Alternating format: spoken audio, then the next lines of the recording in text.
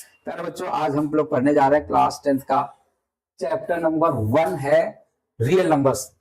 पूरा चैप्टर पढ़ाऊंगा A to Z, zero से लेकर के हीरो तक। कोई भी डाउट क्लियर, मतलब 100% श्योर है। इसके 2 क्वेश्चंस बताऊंगा जो हर बार किसी ना किसी स्टेट बोर्ड एग्जाम में आते हैं या सीबीएसई बोर्ड में 100% आता है। बस में भी वैल्यू चेंज होती है। कुछ क्वेश्चंस तो मैं ऐसे बताऊंगा कि उसका वैल्यू भी नहीं चेंज होगा, एज इट इज आ जाएगा। चलो अब स्टार्ट करते हैं, ठीक है ना। टॉपिक का नाम है रियल नंबर।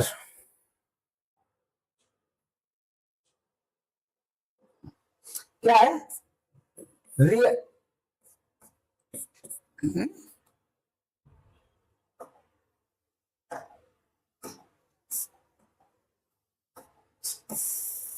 रियल नंबर क्या है? अभी हमने एक वीडियो डाला था रियल नंबर, बिल्कुल अच्छे से हमने एक्सप्लेन किया था इसको, हो गया ठीक है ना।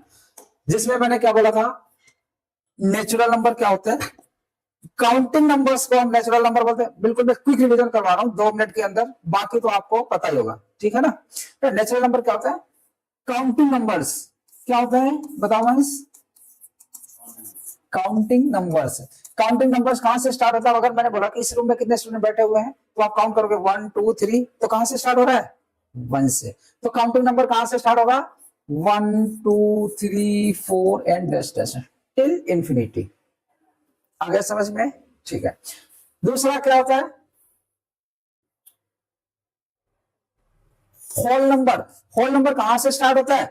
अगर काउंटिंग नंबर में हम जीरो को और इंक्लूड कर दिए तो वो क्या हो जाएगा? Whole number. तो देखो जीरो में हम क्या लिखेंगे? 0 1 2 3 4 डैश डैश डैश, ठीक है ना। चलो फिर क्या आ जाता है? इंटीजर्स। इंटीजर्स क्या होता है? जीरो भी होगा। अब जितने भी नेचुरल नंबर्स हैं इनके आगे हम क्या प्लस और माइनस लगा देंगे तो वो सारे क्या हो जाएंगे? इंटीजर्स। तो देखो क्या हो जाएगा? Plus minus 1 plus minus 2 plus minus 3 and dash dash dash. आ गया समझ में? इसके बाद में क्या होता है? Rational numbers. रेशनल नंबर तो बता दिया था क्या होते हैं? those numbers which can be written in the form of p by q, दो p by q के फॉर्म में लिखे हुए हों और q is not equal to 0, मतलब डिनोमिनेटर में कभी भी 0 नहीं होगा, न्यूमरेटर में हो सकता है। और p एंड q क्या होते हैं आपके? इंटीजर्स, बिलोंग्स टू इंटीजर्स, ठीक है ना। अब इरेशनल नंबर क्या होते हैं? those numbers which cannot be written in the form of p by q, है ना, वो क्या कहलाएंगे? Irrational number. दूसरी डेफिनेशन है non repeating and non terminating. अगर मैं किसी नंबर से डिवाइड करूं वो क्या है? ना ही कभी टर्मिनेट हो, मतलब खत्म हो, ना ही कभी रिपीट हो, वो क्या कहलाता है आपका? Irrational number. आया समझ में? और रियल नंबर क्या होता है? रेशनल नंबर ये वाला प्लस इरेशनल नंबर जब आपस में मिल जाता है तो ये क्या बन जाता है आपका? Real number. अब मैं एक उससे समझा दे रहा हूं, आइए समझ में अच्छे से।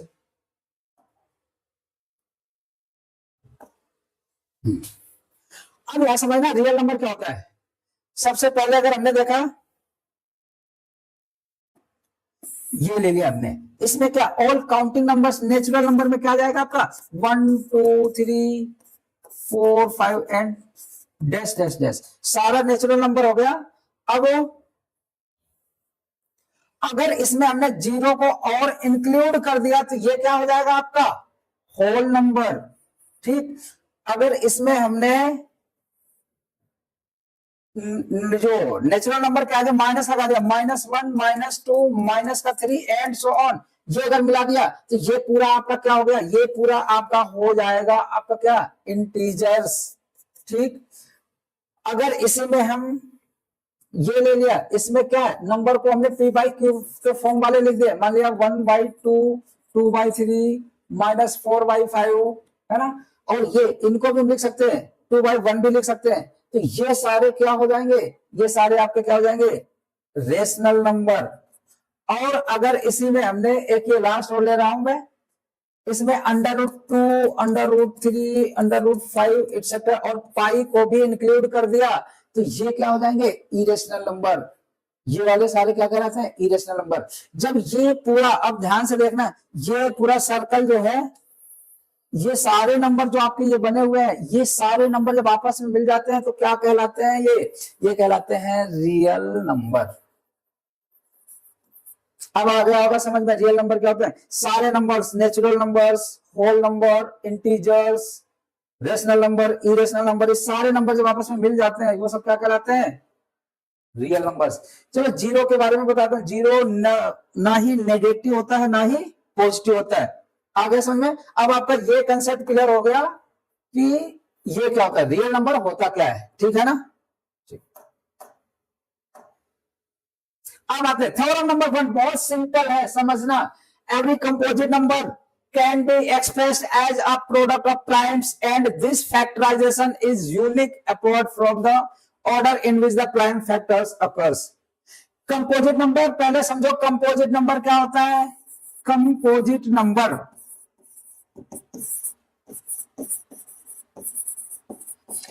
नंबर क्या होता है, ऐसा नंबर जिसके फैक्टर मोर देन 2।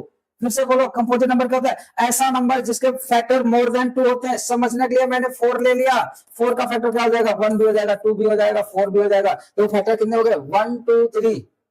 अगर मैंने 12 ले लिया तो क्या जाएंगे, 1 भी होगा, 2 से भी जाएगा, 3 से भी जाएगा, 4 से भी जाएगा, 6 से भी जाएगा, 12 से भी जाएगा। दो कितने फैक्टर हो गए, 1 2 3 4 5 6। तो ये क्या कहलाएंगे, ये नंबर हमारे क्या कहलाएंगे, कंपोजिट नंबर्स, ये वाले। आ गया समझ में, कंपोजिट नंबर क्या होता है, those numbers which have more than 2 factors is called composite number। ठीक है, इसका अपोजिट क्या होता है, प्राइम नंबर्स। अब बेटा देखो ध्यान से, क्या होता है, कंपोजिट नंबर समझ में आया। अब क्या मैंने बोला, मोर देन 2 फैक्टर हो गए, वो क्या कहलाते हैं, कंपोजिट नंबर कहलाते हैं। अब आपका क्वेश्चन ये होना चाहिए कि अगर 2 फैक्टर होंगे, ये 1 फैक्टर, उसको क्या बोलते हैं, प्राइम फैक्टर, उसको बोलते हैं प्राइम नंबर। अब समझना प्राइम नंबर क्या होता है।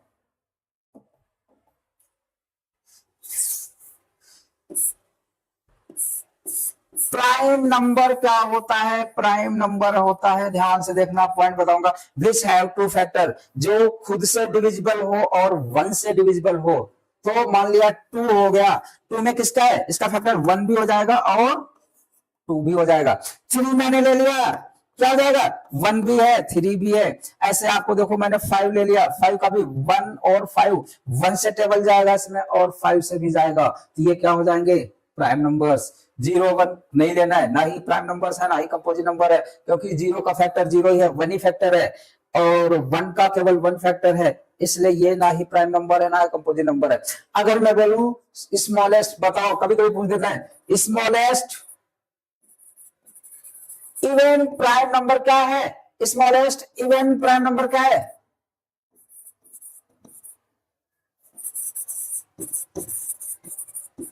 क्या होगा, स्मॉलेस्ट इवन प्राइम नंबर 2 हो जाएगा, क्योंकि 2 ही इवन नंबर है, जो कि 2 के फैक्टर क्या होते हैं आपके 1 2। अगर मैं बोल दूं स्मॉलेस्ट ऑड प्राइम नंबर क्या हो जाएगा, 1 नहीं बोलना है आपको, क्या बोलना है 3, क्योंकि 3 के ही तो फैक्टर 1 होगा, 1 3। 1 का तो केवल 1 ही फैक्टर होता है। मैंने क्या बोला, जो खुद से डिविजिबल हो और 1 से हो, बट यहाँ पे 1 है तो इसका मतलब 2 फैक्टर होने चाहिए, तो ये हो जाएगा इवन वाला, ये ऑड वाला। इतना तो समझ में आ गया होगा, बिल्कुल बेसिक है। अब इस थ्योरम पे आऊंगा मैं, इसलिए मैंने बताया था क्योंकि यहाँ पे कंपोजिट नंबर का यूज हुआ था, इसलिए मैंने कंपोजिट नंबर आपको बता दिया, जिसके मोर देन 2 फैक्टर्स होते हैं, वो क्या होता है, कंपोजिट नंबर। अब कंपोजिट नंबर अगर मैं बता रहा हूं तो आपको समझना चाहिए कि प्राइम नंबर्स क्या होते हैं, प्राइम नंबर्स में 2 ही फैक्टर होता है, इटसेल्फ वो खुद होता है और 1 होता है। आ गया समझ में। अब मैं इस थ्योरम को बता रहा हूं,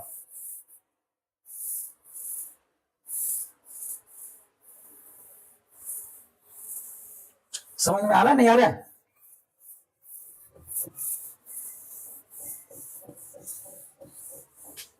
चलो बिल्कुल सिंपल है, ये क्या बोल रहा है आप समझ रहे हो। इसमें क्या करना है, जैसे ये एग्जांपल दिया है, अब मुझे बताओ 8 2 5 के फैक्टर्स निकालने, कितने स्टेप हो गए, सबसे पहले 2 से करेंगे, ठीक है ना, छोटे नंबर से करते हैं स्मॉल में। 2 से नहीं जा रहा है तो फिर 3 से करेंगे, तो 3 से करोगे 3 2 जा 6, 2 बच गए, आगे फॉरवर्ड हो गए तो 22 हो गया। 3 7 जा 21, 1 बच गया, यहाँ आया 1, 3 5 जा 15। अब देखो फिर अब 3 से भी नहीं जाएगा, कितने से जाएगा, बोला करो, 2 से कैसे जाएगा, तो 5 है ना, 5 से जाएगा, तो कितने से आएगा अब 5 5 जा 25, 2 बच गया, 5 5 जा 25, फिर से 5 से जाएगा, 5 1 जा 5, 5 1 जा 5, अब कितने से जाएगा 11 से जाएगा। अब देखो ये क्या हो गया, ये थ्योरम यही कहती है, तो एट 2 5 को हम क्या लिख सकते हैं, 3 मल्टीप्लाई में 5 मल्टीप्लाई में 5 मल्टीप्लाई में 11, अगर इसका मल्टीप्लाई करोगे तो ये आया, और इसको हम क्या लिख सकते हैं, 3 मल्टीप्लाई में ये 5 2 बार आया है, तो हम क्या लिख सकते हैं 5 टू पावर 2 मल्टीप्लाई में 11, यही इसका आंसर है आपका। ये थ्योरम यही कह रही है कि जो हम प्राइम फैक्टर्स निकालेंगे उसी को हम अरेंजमेंट करके इसके फॉर्म में लिख सकते हैं। अब आ गया होगा समझ में।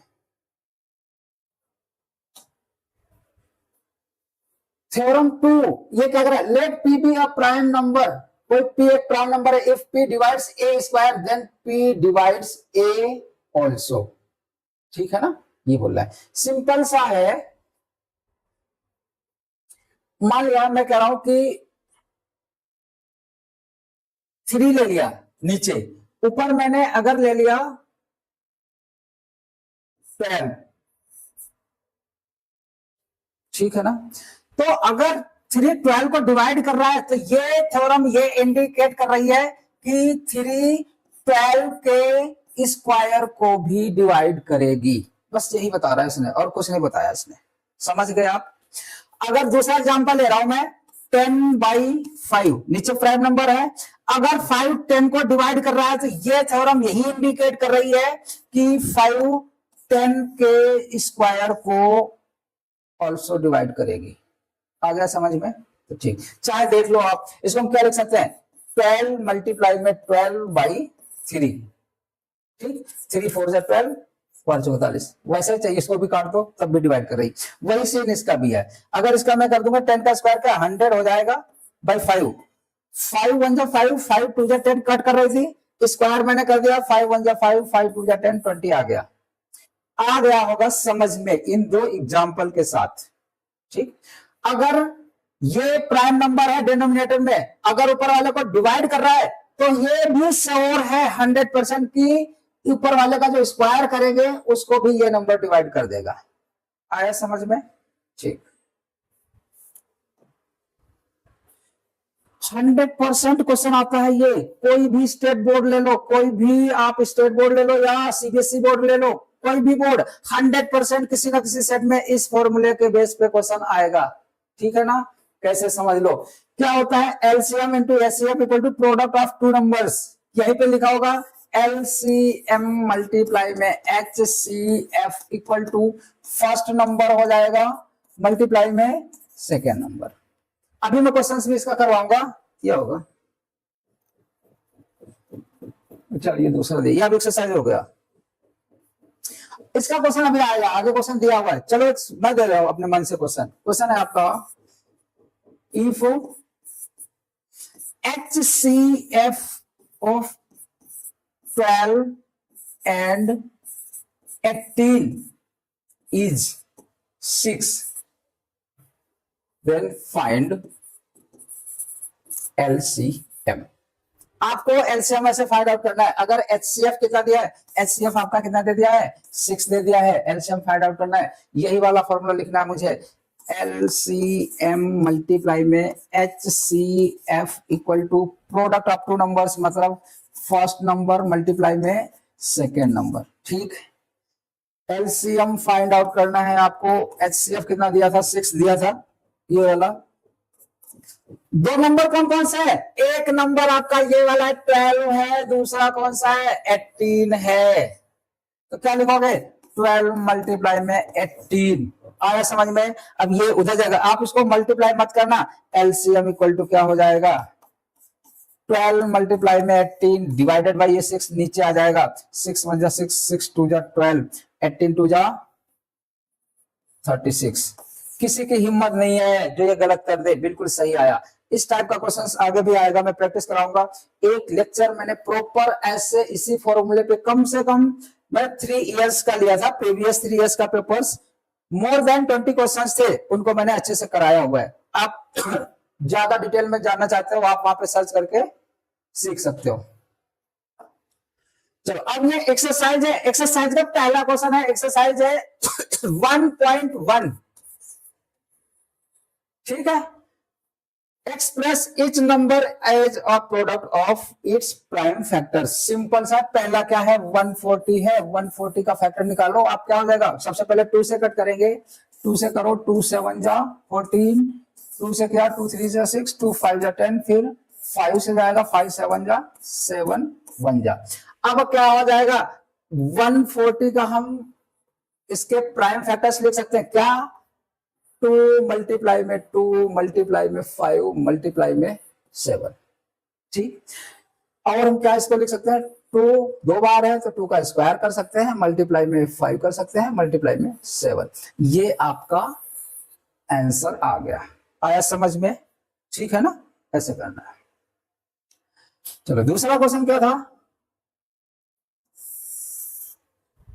ये तो कर दे रहा हूं मैं, 156 था, कितना 156, 156 इसको करोगे कितने से जाएगा, 3 से जाएगा, पहले 2 से जाएगा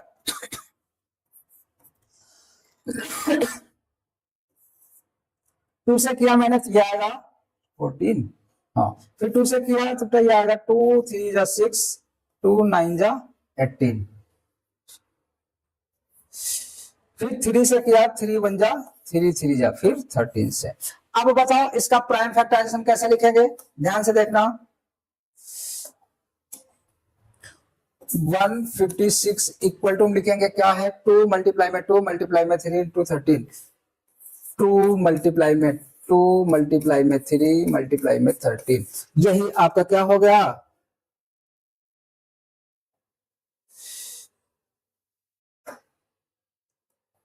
ये जो आपका आ गया यही तो है इसका प्राइम फैक्टराइजेशन मेथड। इस तरीके से आपको लिखना है, आ गया समझ में, कुछ नहीं करना। प्राइम फैक्टराइजेशन, प्राइम फैक्टराइजेशन क्यों बोलते हैं, क्योंकि ये जो भी फैक्टर है इनके दोबारा हम फैक्टर नहीं निकाल सकते, एज अ प्राइम नंबर्स हैं, ठीक है ना। चलो अब कितना बच रहा है, ये वाला आपका हो गया, ये वाला हो गया, ये भी मेरे साथ करो।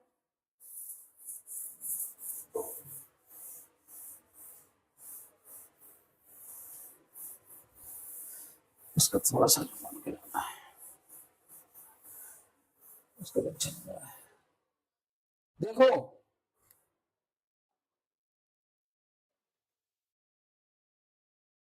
3 8 2 5, ठीक है ना, करो फिर 11 13, पहले तो ये 3 से कटेगा, 3 1 जा 3, 3 2 जा 6, 3 से 21, 3 5 जा 15, फिर 3 से आएगा 3 4 जा 12, 3 2 जा 6, 3 5 जा 15,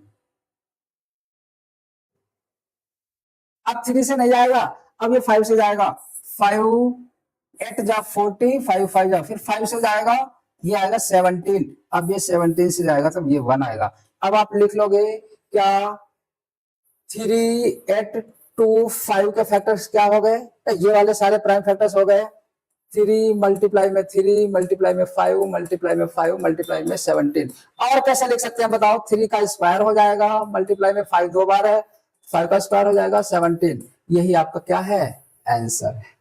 आ गया समझ में, कुछ नहीं करना, सिंपल से इसके फैक्टर्स निकाल लेने हैं डिवाइड करके।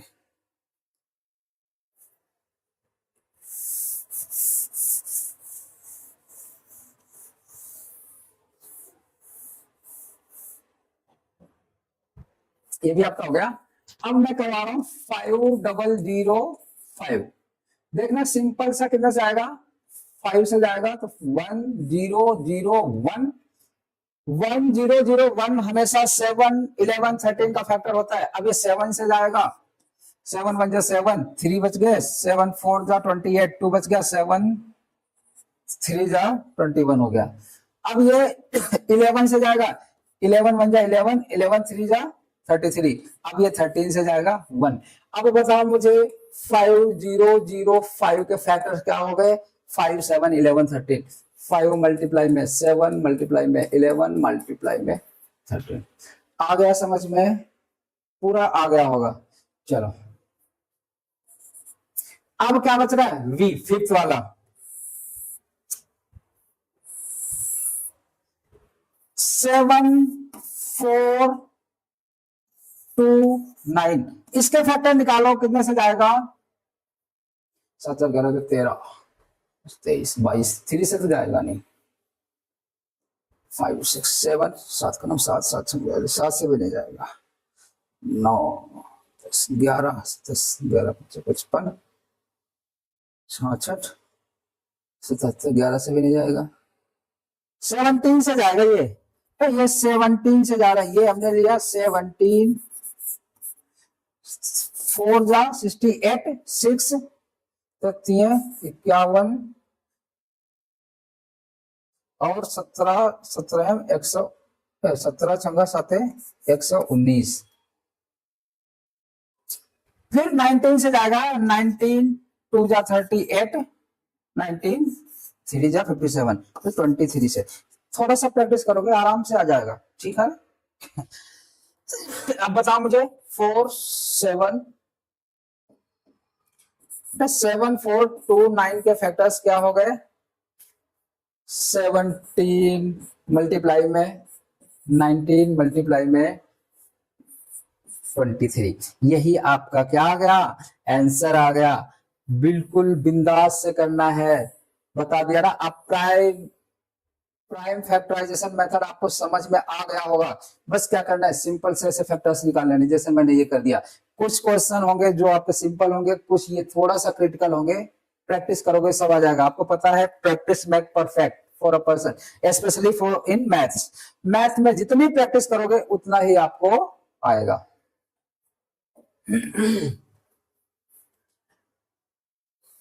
अब देखो, ये मैंने कभी बोला था, ये पहला क्वेश्चन है, फाइंड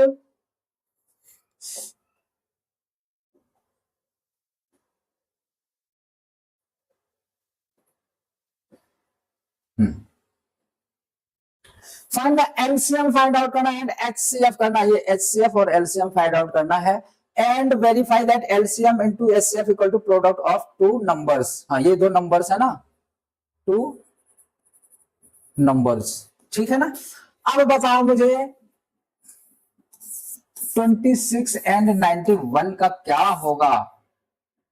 एचसीएफ का भी आपको दो मेथड बताया होगा, एलसीएम और एचसीएफ। एक सिंपल वाला ये है कि उसी नंबर से हमें डिवाइड करना है जो 2 में जाए। अगर 3 नंबर्स होते तो 3 में भी जाना चाहिए था, जितने नंबर है उतने में जाना चाहिए। अब जैसे मैं 2 से करूं, 2 से तो ये जा रहा है, इसमें 13 आएगा, बट इसमें नहीं जा रहा तो वो नहीं लेंगे। हमें वही नंबर्स लेने हैं जो सभी में जाए। तो जैसे ये मान लिया 13 ले लिया मैंने, 13 2 जा 26, 13 7 जा 91। अब कोई भी ऐसा नंबर नहीं है जिससे ये दोनों डिविजिबल हो जाएं। तो अब बताओ मुझे एचसीएफ कितना आ गया? यहाँ पे 13 आ गया, यही वाला। एलसीएम निकालने के लिए ये भी करोगे आप, यहाँ पे 2 से करोगे तो 1 आएगा, या 7 से करोगे 1। अप्रोक्सीमेट नीचे बनाना, अगर चाहते तो आप ये भी ले सकते थे डायरेक्ट, ठीक है ना। तो अब बताओ इसका एलसीएम क्या आएगा? एलसीएम आपका ये आ जाएगा, एलसीएम में आएगा इन सबका multiply, 13 multiply 2 multiply 13 multiply 7 multiply 2, ठीक। तो ये क्या आ जाएगा आपका? 13 से 90, 1 2 जा 182 आया। समझ में इतना आ गया आपका। और एचसीएफ कितना था ये? अब क्या पता, यही वाला फॉर्मूला लगाना है, ऊपर बताया था ना आपको। तो बताओ मुझे एलसीएम कितना है? 13 नहीं 182 182, एचसीएफ कितना है? 13 13 equal to product of two numbers क्या हो जाएगा, पहला नंबर आपका ये वाला था 26, दूसरा है 91, रख दो 26 और 91। अब इसका मल्टीप्लाई जब करोगे तो ध्यान से देखना, 13 टू जा इसके 6, 104, 106, 13 ग्राम 13 10 23। इसका मल्टीप्लाई यही आया है। अगर इसका भी मल्टीप्लाई करोगे 26 बन जाए 26 9 जा, हाँ 236, दोनों यही सेम आ जाएगा। अब आपने क्या देखा, जो इधर की वैल्यू है LHS वही क्या है RHS, इसलिए हमारा ये क्या हो गया, वेरीफाई हो गया। एलसीएम निकालोगे, एचसीएफ निकालोगे, इस मेथड से यही आ जाएगा। फिर यहाँ पे रख करके दो नंबर का प्रोडक्ट निकालोगे, मल्टीप्लाई आपस में करोगे, दोनों जो वैल्यू इधर है वही वैल्यू उस साइड आएगी। यही क्या कहलाएगा आपका verification of from this formula. चलो अगला क्वेश्चन करता हूं मैं अब।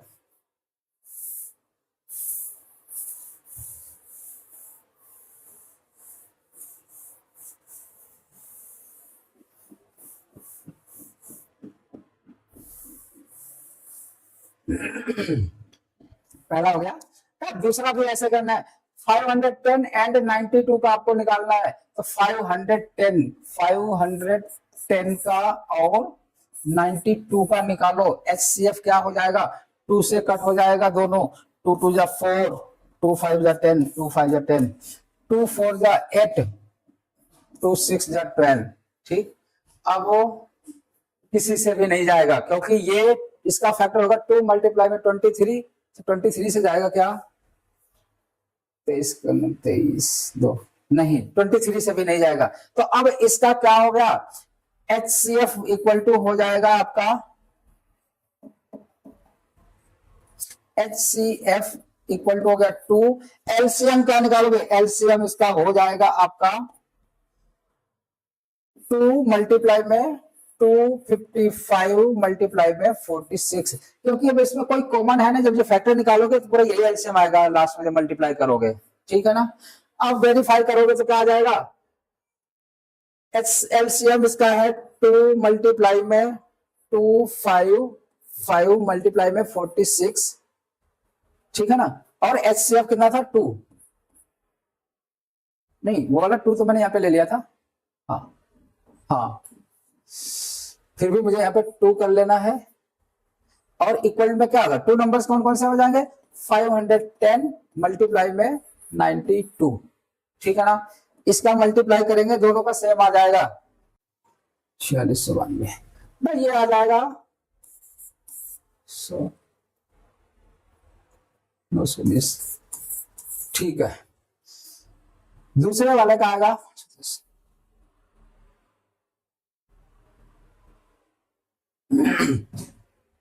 जब इसका भी मल्टीप्लाई करोगे तो आपका यही आ रहा है 46920। बड़ा सिंपल सा है, मल्टीप्लाई करोगे दोनों, देखो LHS इक्वल टू RHS आ गया। इसका मतलब जो हमने क्वेश्चन किया है वो हमारा सही आ रहा है। सेम मेथड से क्वेश्चन नंबर 3 आप करोगे, बिल्कुल सिंपल सा है, ऐसे आ जाएगा।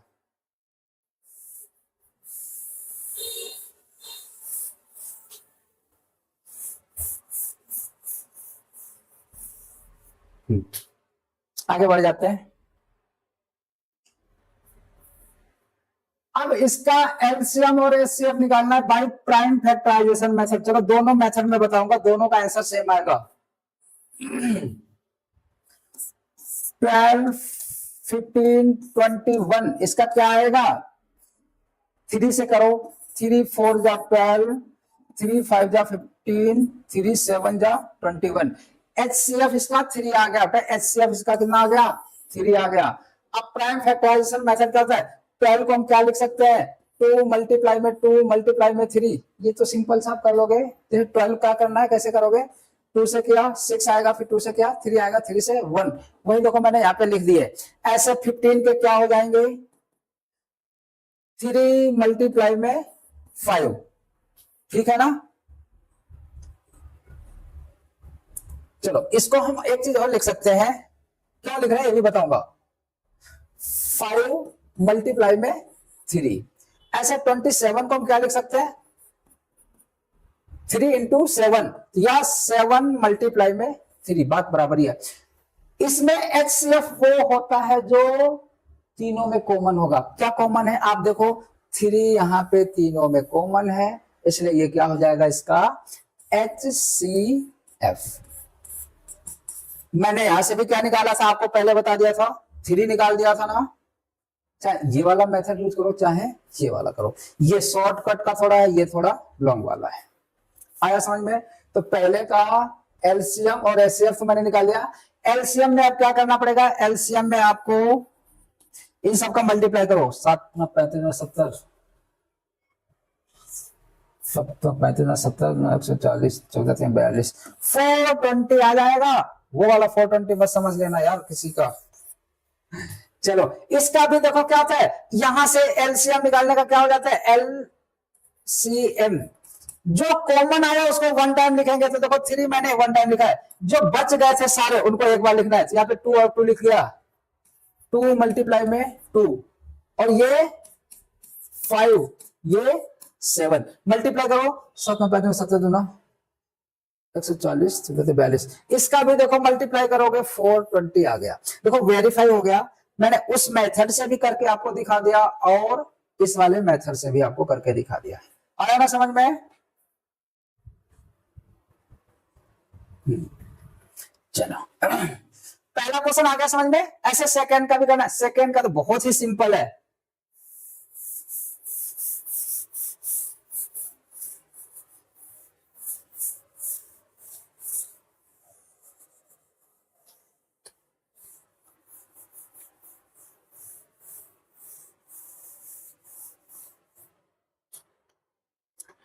सेवनटीन 23 एंड 29, इसका एलसीएम क्या आ जाएगा, कॉमन केवल 1 है, इसलिए इसका एचसीएफ बराबर क्या हो जाएगा 1। बेटा ऐसा कोई नंबर नहीं है जो तीनों में डिविजिबल हो 1 के अलावा, इसलिए एचसीएफ क्या हो गया 1। एचसीएफ वही होता है जो सारे नंबर्स में डिविजिबल हो।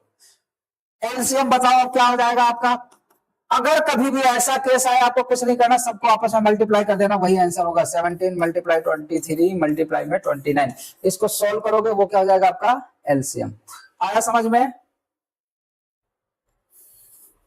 ठीक है ना? हाँ चलो अब लास्ट वाला आओ करते हैं, थर्ड वाला।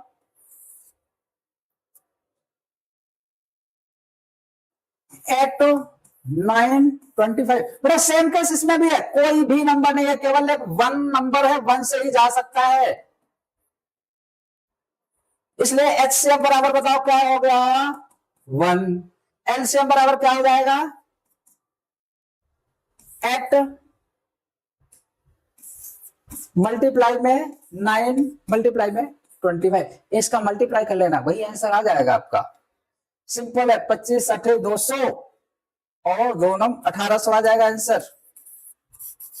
ऐसे इसके मल्टीप्लाई कर लेना। आ गया समझ में? ठीक।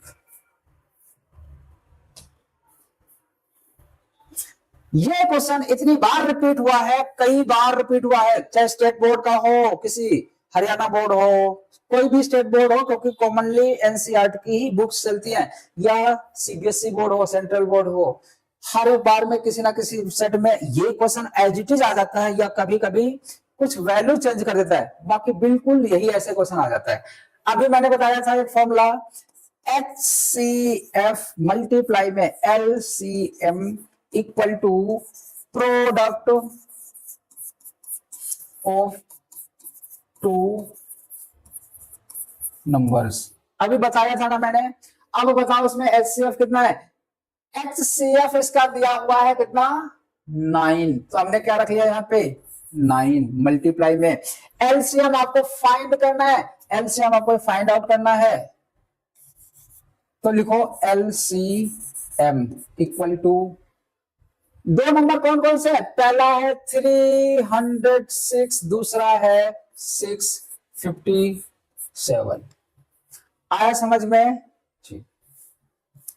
मल्टीप्लाई मत करने लग जाना, अदरवाइज कैलकुलेशन बहुत ज्यादा हो जाएगी। आपको क्या करना है, LCM equal to as it is करो 306 मल्टीप्लाई में 657।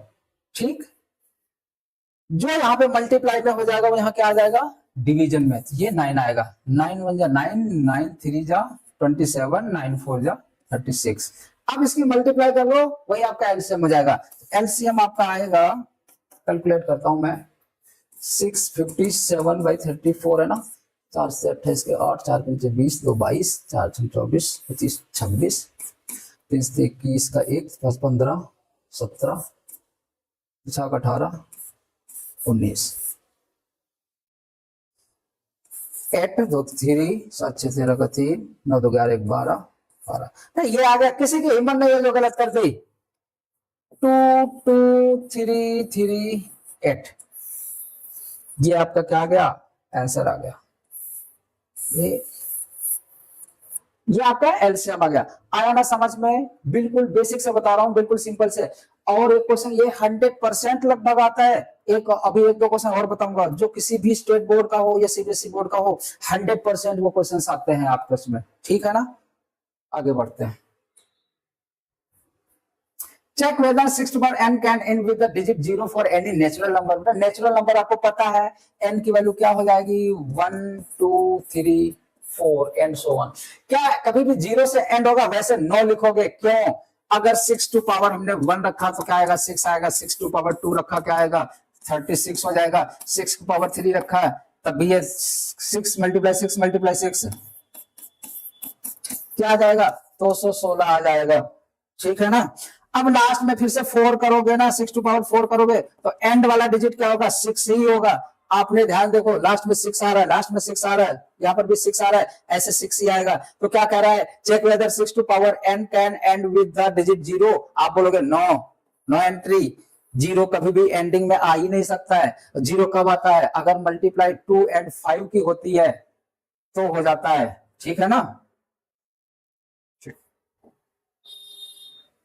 हाँ, कंपोजिट नंबर बोल रहा है। Explain why 7 11 multiply 13 plus 13 and 7 6 5 4 3 2 1 plus 5 are composite numbers.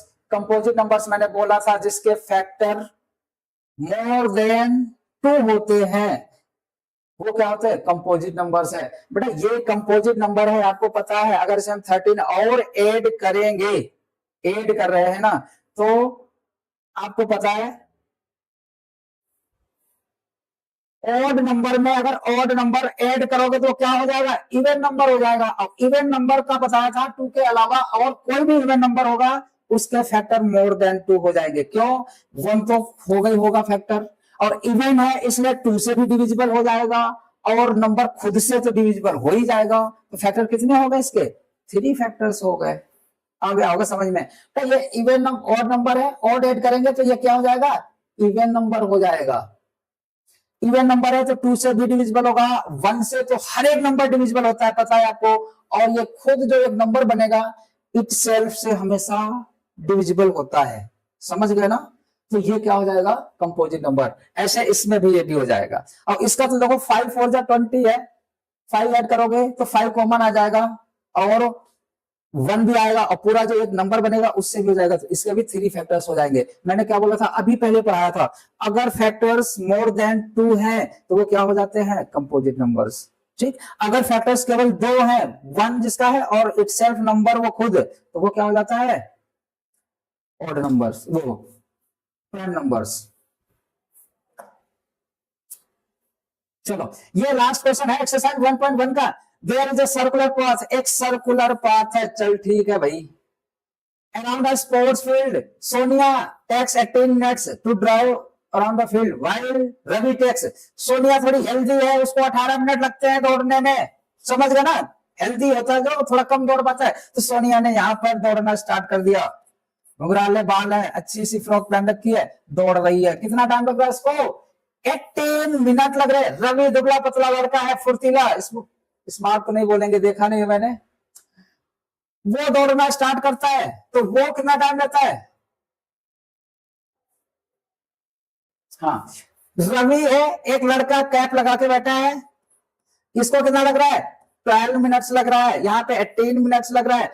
अगर कभी भी ऐसा बोले, ये कंडीशन है कि कब आपस में मिलेंगे, कुछ नहीं करना है, इसका एलसीएम फाइंड आउट कर देना है।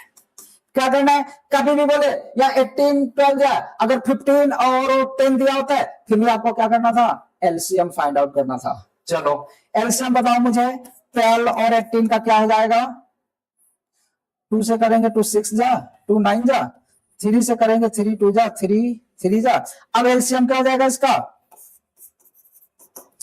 2 मल्टीप्लाई में 2, 2 मल्टीप्लाई में 3, और ये वाला ये हो गया, ये 3 2 आ जाएगा और लास्ट में ये 3, 36 आ गया। किसी की हिम्मत नहीं तो गलत कर दे, आया समझ में, 36 आएगा इसका एलसीएम। और 36 मिनट के बाद वो आपस में फिर क्या होंगे, नयन मटक्का करेंगे, फिर वहां पे ये मिलेंगे, मतलब मिल जाएंगे आपस में। आ गया 36 मिनट। चलो एक्सरसाइज 1 कंप्लीट हुई। इसका मोस्ट इंपोर्टेंट क्वेश्चन वही है, LCM into HCF equal to product of two numbers. अब मैं करवाऊंगा 1.2 का एक्सरसाइज है, पहले थ्योरी बताऊंगा, जिसका 100% क्वेश्चन आता है, चाहे √2 आ जाए, √3 आ जाए या √5 आ जाए, कभी कभी 2 + √3 करके फॉर्म में आ जाता है, बस इसके अलावा कोई फैक्टर ही है, कोई क्वेश्चन नहीं बनने वाला है। एक समझा दूंगा इसका पूरा आ जाएगा, एक इसका समझा दूंगा, चैप्टर फिनिश, 100% श्योर हो जाएंगे आपके 5 to 7 मार्क्स, ठीक है ना। एक लेक्चर में अगर 5-7 नंबर आपके बोर्ड एग्जाम में फाइनल हो रहे हैं, और क्या चाहिए, इसके अलावा बाहर नहीं जा सकता कोई भी क्वेश्चन। जो भी एग्जाम में पूछेगा इसी कंसेप्ट पे पूछेगा जो हमने बताया, और यहीं पे पूछेगा, ठीक है ना। अभी हमने 1.1 एक्सरसाइज फिनिश की है, क्लास 10 चैप्टर नंबर 1 पूरा डिटेल्स है। अब 1.2 अभी करवा रहा हूं, जिसका 100% क्वेश्चन आपके फाइनल एग्जाम में आएगा, किसी भी स्टेट बोर्ड का हो या सेंट्रल बोर्ड का एग्जाम हो, किसी ना किसी सेट में 100% एज इट इज आ जाएगा, वैल्यू तक भी चेंज नहीं होगी। और बताओ और क्या चाहिए, कंसेप्ट क्लियर कर लो, आ जाएगा, ठीक है ना। Prove that √5 is an irrational, prove करना है। सबसे पहले अभी मैंने बताया था, मेरे कई वीडियोस पड़े हुए जिसमें रेशनल इरेशनल नंबर्स क्या होते हैं सारा थे। लेट एज्यूम, हम क्या करेंगे, लेट √5 is a rational number। हमने एज्यूम क्या किया है, √5 is a rational number, तो हम क्या लिख सकते हैं, √5 इक्वल टू P/Q, ठीक। इक्वेशन नंबर 1 है, where Q is not equal to 0 होगा, and P and Q are coprime. P and Q are क्या है, को प्राइम। को प्राइम का मतलब होता है जिसका फैक्टर केवल 1 कॉमन हो, या जिसका एचसीएफ केवल 1 हो, समझ गए। एग्जांपल के लिए समझ रहा हूं, मैंने अगर 9 और 10 ले लिया, नहीं को प्राइम है क्योंकि इसका केवल कॉमन 1 ही है दोनों में, और 15 और 16 ले लिया मैंने, इसमें भी केवल 1 ही कॉमन फैक्टर है, ठीक है ना। ठीक, तो अब आपको समझ आएगा को प्राइम क्या होता है, जिसका फैक्टर केवल क्या होता है, 1। चलो अब एक चीज बताओ मुझे, यहां पे अगर मैंने प्रूव करना इरेशनल है, रेशनल नंबर हमने एज्यूम कर लिया है, रेशनल नंबर में कभी रूट नहीं होता है, समझ रहे ना। सॉल्व करने के बाद भी अगर रूट गायब हो गया किसी नंबर में, वो हमेशा रेशनल हो जाता है। तो अब देखो √5 इक्वल टू P/Q, पाई एक्सेप्शनल केस है जो कि इरेशनल है। अब हम क्या लिखेंगे यहाँ पे, स्क्वायरिंग बोथ साइड।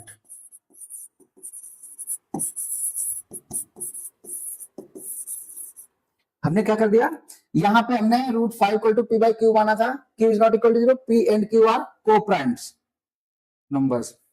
अब देखो ये क्या हो जाएगा, √5 इक्वल टू P स्क्वायर, अभी स्क्वायर नहीं, P/Q। मैंने स्क्वायरिंग बोला था ना, अब मैं यहाँ पे स्क्वायरिंग कर रहा हूं मैं। तो जब स्क्वायरिंग करेंगे,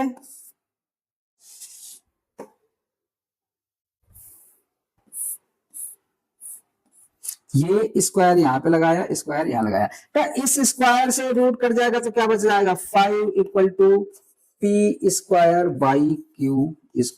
इसके नीचे हमने 1 एज्यूम करके सोल्व करेंगे क्रॉस मल्टीप्लिकेशन, तो ये वाली वैल्यू आपकी क्या आ जाएगी, 5Q² equal to p square, यहां से q square equal to p square by 5।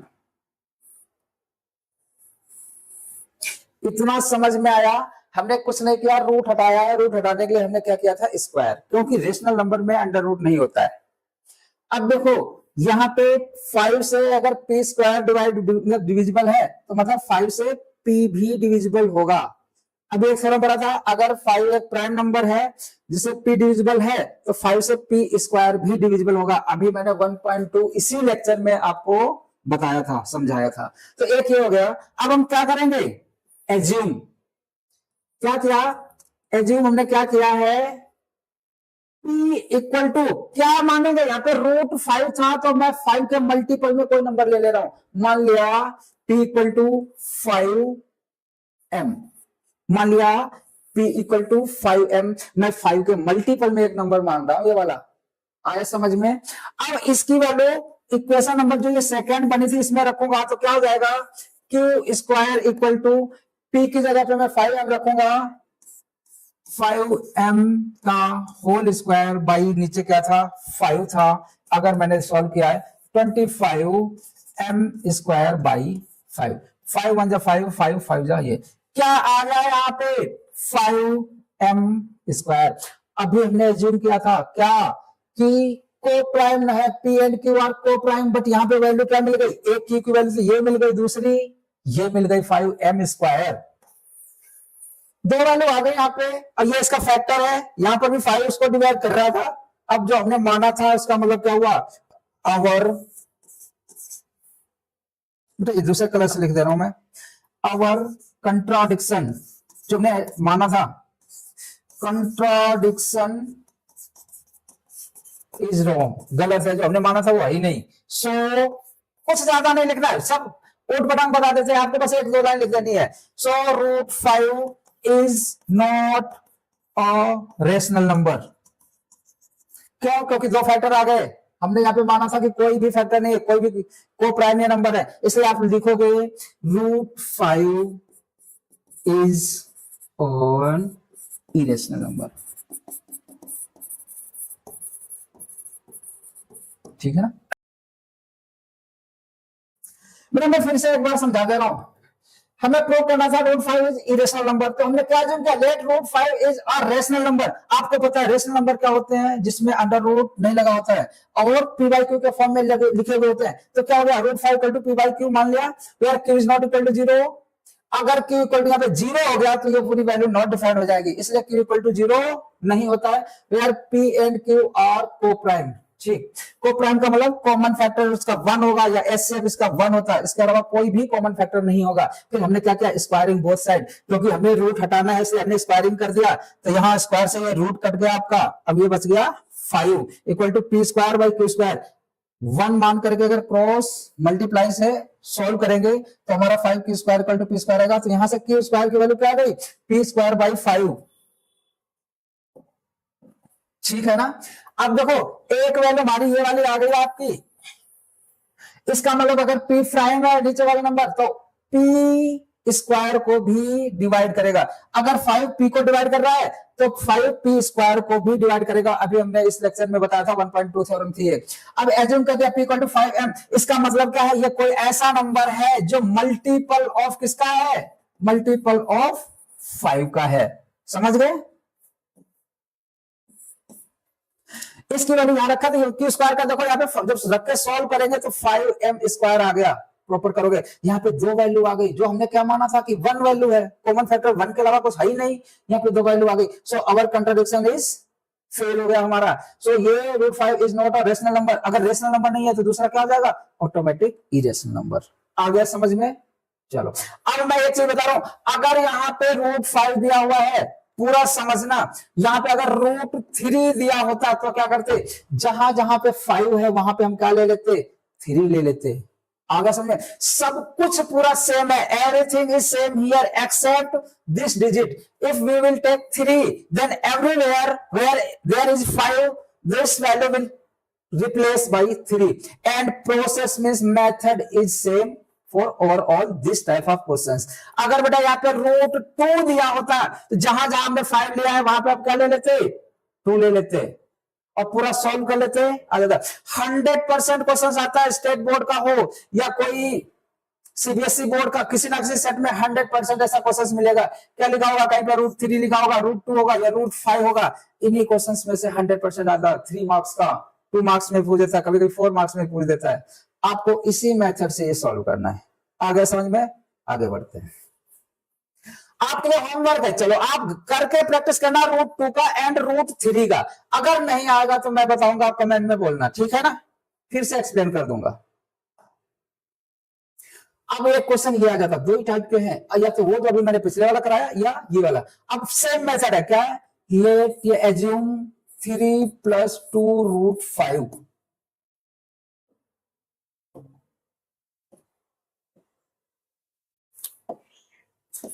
Is rational number. हमने रेशनल नंबर मान लिया, मानने में क्या जा रहा है, मैथ में एज्यूम करने है कई जगह पे। तो क्या होगा, 3 + 2 √5 = P/Q। क्योंकि रेशनल नंबर है तो हम इसको क्या P/Q या A/B के फॉर्म में लिख सकते हैं। तो यार फिर लिखो Q is not equal to 0 and P and Q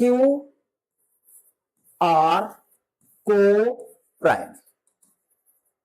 co-prime का मतलब वही आ गया जिसका फैक्टर क्या होगा, 1 होगा, मींस HCF इसका क्या हो जाएगा, 1 हो जाएगा। अब बताओ अगर ये इसको हम सॉल्व करेंगे तो क्या हो जाएगा, 2 + √5 = क्या होगा, 3 उधर जाएगा तो माइनस हो जाएगा, P/Q माइनस का 3।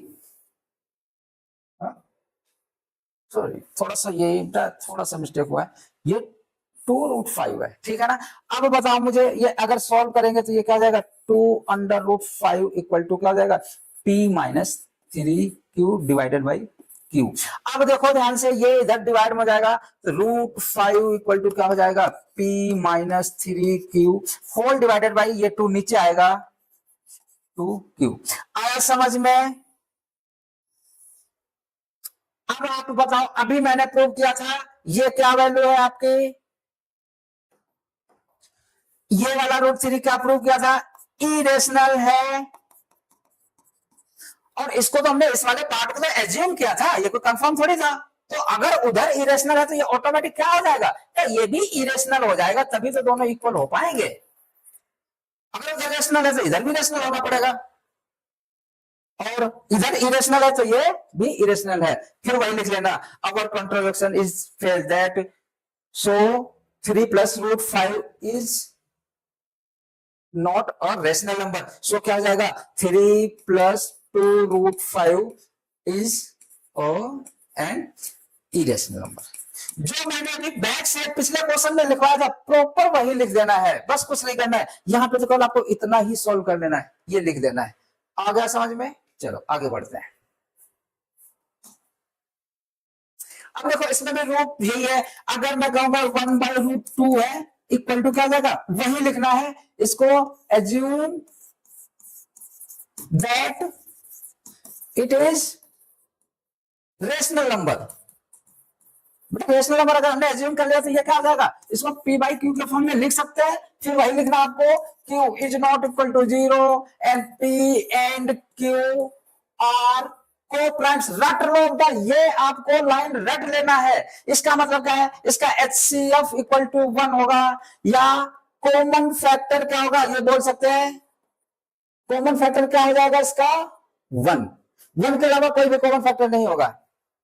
फिर आप इसको सोल्व करोगे तो ये क्या हो जाएगा, इधर √2 है, क्रॉस मल्टीप्लिकेशन करेंगे तो √2P = Q। सो √2 = क्या हो जाएगा, Q/P। अब देखो हमने क्या कर देना है, ये हमारा क्या है, इरेशनल नंबर है, तो ऑटोमेटिक क्या हो जाएगा, ये वाला भी क्या हो जाएगा, इरेशनल। वही कंट्राडिक्शन फिर से एक लाइन लिख देना है कि जो हमने माना है वो रॉन्ग है और इसलिए ये इरेशनल नंबर है, रेशनल नहीं है, ठीक है ना, वही लिखना है। इसमें भी वही कर लेना है, सिंपल सा बोला था, 7√5 = P/Q लिखोगे। ये जरूर फिर मत भूलना Q is not equal to 0, क्योंकि अगर Q 0 हो जाएगा तो पूरी वैल्यू नॉट डिफाइन हो जाएगी, इसलिए Q कभी 0 नहीं हो सकता है। और P, Q आर को प्राइम का मतलब होता है HCF बोल दो 1 है या नो कॉमन फैक्टर एक्सेप्ट 1। एक के अलावा कोई भी कॉमन फैक्टर नहीं होगा। वही प्रोसेस सोल्व कर दो, क्या हो जाएगा √5 इक्वल टू क्या हो जाएगा P बाई ये 7 नीचे चला जाएगा 7Q। अब आपको पता है ये हमने पहले ही प्रूव कर लिया है, इरेशनल नंबर है, सो ये वाला ऑटोमेटिक फिर क्या हो जाएगा irrational number. So our contradiction is wrong that 7√5 is not a rational number, so this will be an irrational number। बस सेम मेथड है, एक क्वेश्चन बताते सारे क्वेश्चन उसी मेथड पे होंगे, बिल्कुल भी नहीं घबराना है, 100% ऐसा क्वेश्चन आ जाता है। चलो लास्ट एक और कर रहा हूं, बिल्कुल सिंपल, ये तो और सिंपल है, वही लिखोगे 6 + √2 हमने क्या मान लिया रेशनल नंबर। अगर रेशनल नंबर है तो बेटा क्या है, इसको हम P/Q के फॉर्म में लिख सकते हैं। ये फिर बार बता रहा हूं, ये लाइन जरूर लिखना है, क्या Q is not equal to 0 है, P and Q are coprime, ठीक है ना, मींस इसका कॉमन फैक्टर 1 होगा, 1 के अलावा कुछ भी नहीं होगा। अब इसको सॉल्व करोगे तो क्या होगा √2 है ना, ये उधर जाएगा तो P/Q है तो माइनस का 6 हो जाएगा, तो √2 इक्वल टू Q का जब एलसीएम लेंगे P - 6Q divided by Q, यही आपका हो जाएगा। बट अब आप यहां पे देख लो ध्यान से, इस वाले में ये क्या है आपका, ये इरेशनल है तो ऑटोमेटिक ये वाला भी क्या हो जाएगा इरेशनल हो जाएगा। अगर जा रहा है इरेशनल बीच में इक्वल लगा है तो ये इरेशनल है, तो इसको तो ऑटोमेटिक इरेशनल होना पड़ेगा क्योंकि बीच में इक्वल लगा हुआ है। वही कंट्रोडिक्शन लिखना कि ये वाला क्या है जो हमने माना था रेशनल वो रॉन्ग है, इसलिए क्या हो जाएगा 6 + √2 इज एन इरेशनल नंबर। बस ये एक्सरसाइज आपकी यहीं पे फिनिश होती है, पूरा चैप्टर हमने करवा दिया हुआ है। कोई भी डाउट है आप कमेंट में पूछो, कमेंट करो, कोशिश करना तो सब्सक्राइब करना कोई जरूरी नहीं है, हमें तो कुछ दूसरा पर्पज है अपना ये, ठीक है ना। और अगर पढ़ना ये श्योरिटी है 10th क्लास का पूरा साइंस, पूरी मैथ प्रॉपर वे से एक्सरसाइज और प्रॉपर कंसेप्ट के साथ आपको इसी चैनल पे मिल जाएगा। कोई चार्ज नहीं, अभी तो फ्री ऑफ कॉस्ट चलेगा, बाकी बात की बाद में देख लेंगे। ये सेशन में पूरा यूट्यूब पे डालूंगा, इंपॉर्टेंट क्वेश्चंस डालूंगा प्रूफ के साथ कि वो क्वेश्चंस आपके फाइनल एग्जाम में आते रहे और आते रहेंगे। क्या हो सकता है ज्यादा से ज्यादा थोड़ी सी वैल्यू चेंज हो जाएगी, ठीक है ना।